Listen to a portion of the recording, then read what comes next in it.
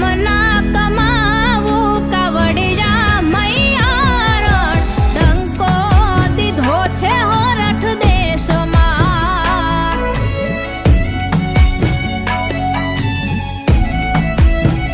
હે